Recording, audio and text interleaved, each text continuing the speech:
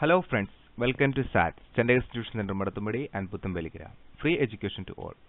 Please subscribe to our YouTube channel for new updated videos and also visit centerinstitution.blogspot.in. Please subscribe to our new channel too, only for higher secondary, plus 1 and plus 2. SAT Tuition at HSS.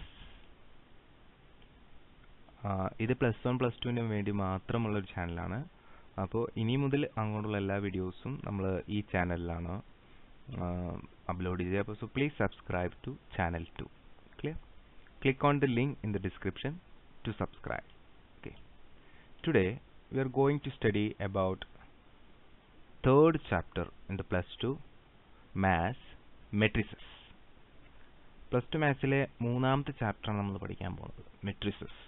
Okay, the topic to be covered are introduction, matrix, types of matrices, addition of matrices, multiplication of matrices, transpose of a matrix, symmetric and skew symmetric matrices, elementary operation, transformation of a matrix, invertible matrices, miscellaneous examples.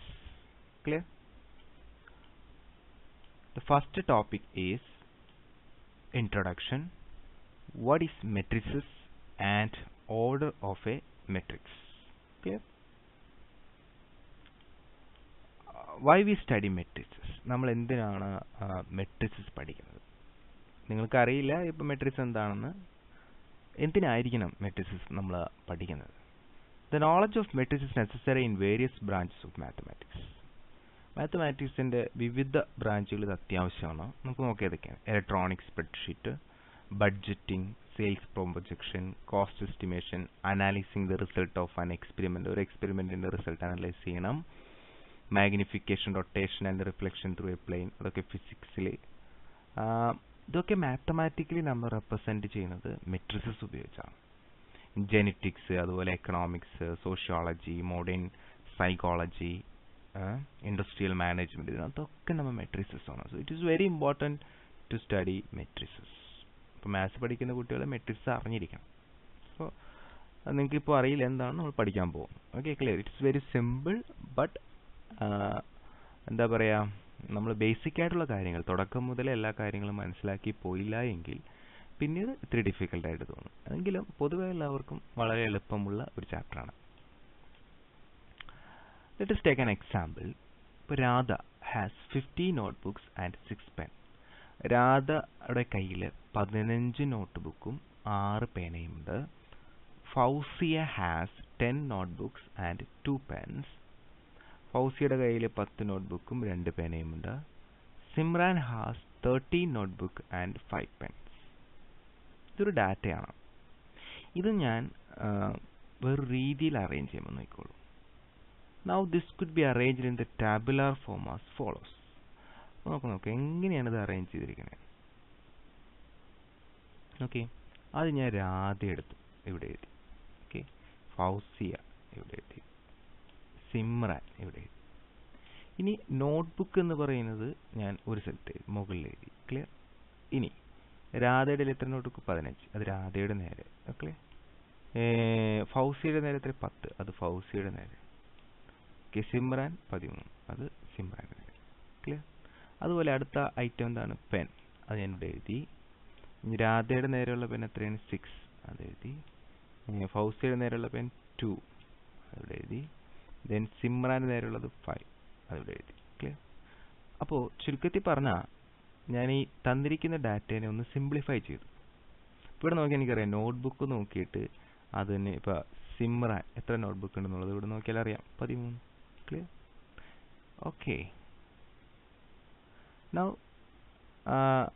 ഇതാണ് നമ്മളിപ്പോൾ എഴുതി വെച്ചിരിക്കുന്നത്. Okay, ഇതിനെ നമുക്ക് ഈ രീതിയിൽ എഴുതിയാൽ, അതായത് ഒരു ബ്രാക്കറ്റ് ഇട്ട് ഒരു റെക്റ്റാങ്കിൾ ഇട്ടിട്ട് അതിൻ്റെ അകത്ത് നമ്മൾ ഇത് എഴുതുകയാണെങ്കിൽ, അതായത് ഈ നമ്പേഴ്സ് മാത്രം 15, 10, 13, അതുപോലെ 6, 2, 5 ഇങ്ങനെ നമുക്ക് എഴുതിയാൽ ഇതിനെയാണ് നമ്മൾ പറയുന്നത് മെട്രിസസ് എന്ന് പറയുന്നത്. This arrangement is known as, or display is known as matrix. Very simple.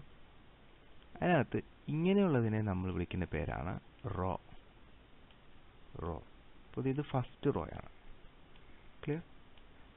ഇതോ second, and this one third.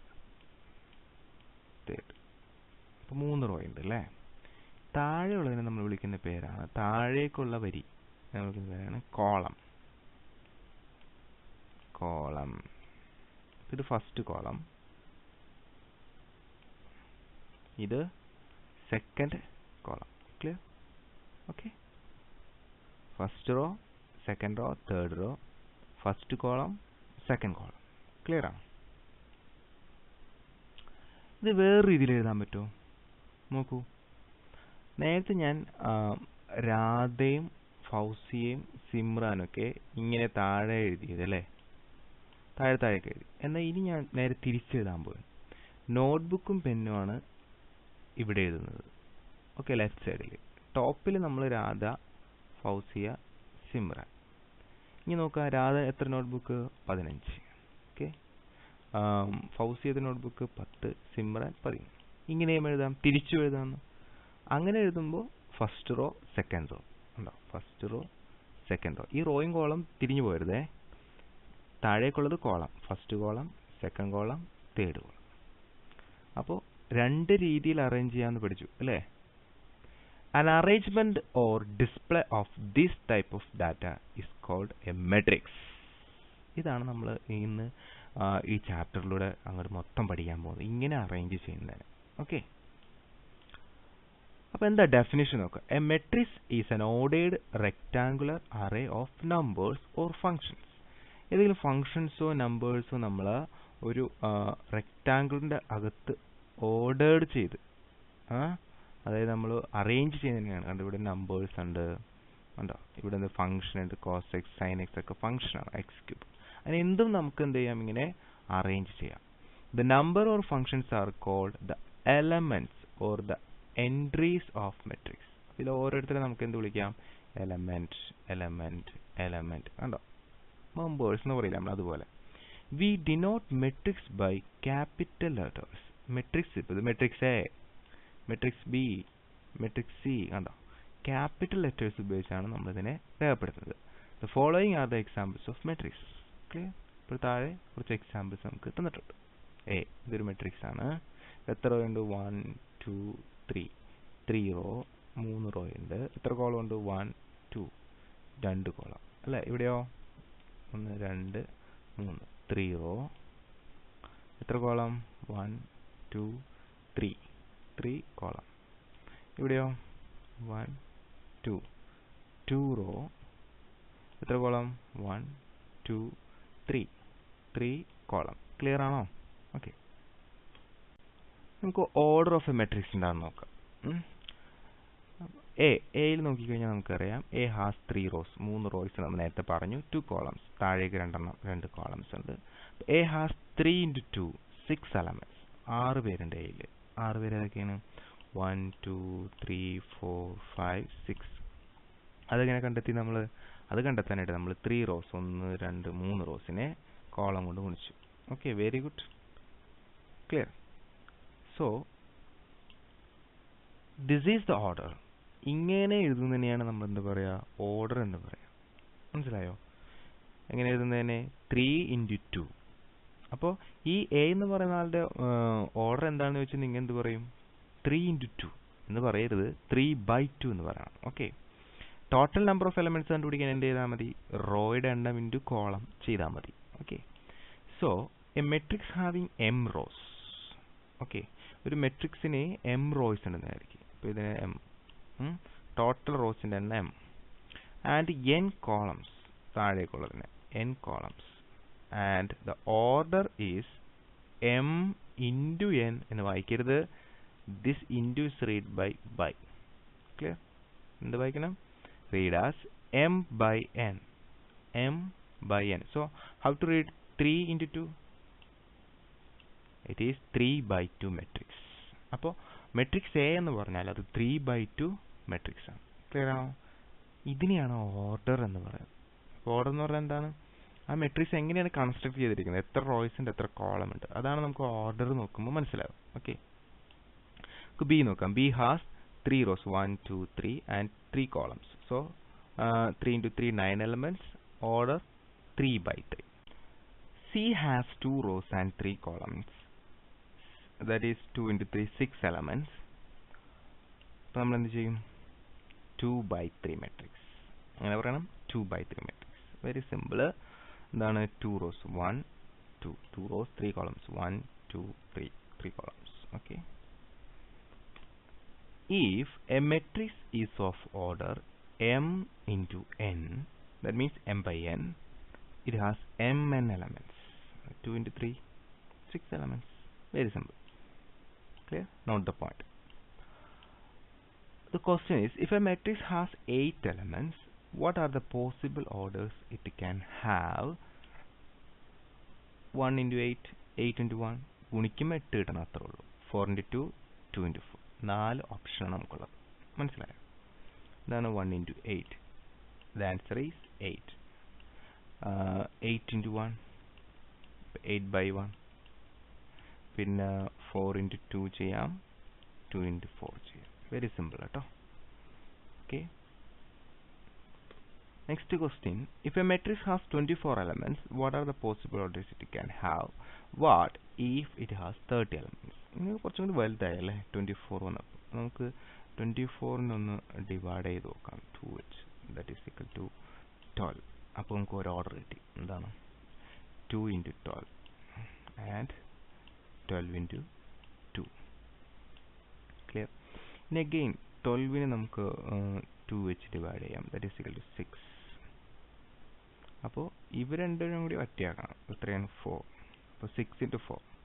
അപ്പോൾ 6 by 4 ഒരു ഓർഡർ. ദെൻ എന്താണ്? 4 by 6 ഒരു ഓർഡർ. ക്ലിയർ? ഇനി അഗെയിൻ 2ന് നമുക്ക് 6നെ 2 കൊണ്ട് വിടാം. അപ്പോൾ 3 കിട്ടി. ക്ലിയർ? അപ്പോൾ നമ്മൾ ഈ 4 2 കൂടി അങ്ങോട്ട് മൾട്ടിപ്ലൈ ചെയ്തു. അപ്പോൾ 3 8 8 into 3 8 into 3 അഗെയിൻ 3 into 8. ഇത് രണ്ടും തമ്മിൽ ഗുണിക്കുമ്പോൾ എത്ര കിട്ടണം? 24 കിട്ടണം. ക്ലിയർ? ഇങ്ങനെ പിന്നെ 24 into 1 ചെയ്യാം, 1 into 24 ചെയ്യാം. So the answer is 1 into 24 24 into 1 2 into 12 12 into 2 3 into 8 8 into 3 4 into 6 6 into 4. into എന്ന് വായിക്കരുത്, by എന്ന് വായിക്കണം. So 1 by 24 24 by 1 2 by 12 12 by 2 3 by 8 8 by 3 4 by 6 6 by 4. Similarly 13 നമുക്ക് ഇതേപോലെ ഫാക്ടർ ആക്കാൻ പറ്റില്ല. So only 1 by 30 and 30 by 1. Next question. If a matrix has 18 elements, what are the possible orders it can have? What if it has 5 elements? Very simple. 1 into 18 8 into 1 2 into 9 9 into 2 3 into 6 6 into 3. 18 കിട്ടണം, 18 കിട്ടണം, അത്രേ ഉള്ളൂ. 5 ആണെങ്കിലോ 1 into 5 and 5 into 1. Clear? Subscribe to our new channel only for higher secondary +1 and +2 SAT tuition at HSS. Click on the link in the description menu. Thank you. Visit part 2, construction of matrix. Thank you once again. Please subscribe to our YouTube channel for new updated videos.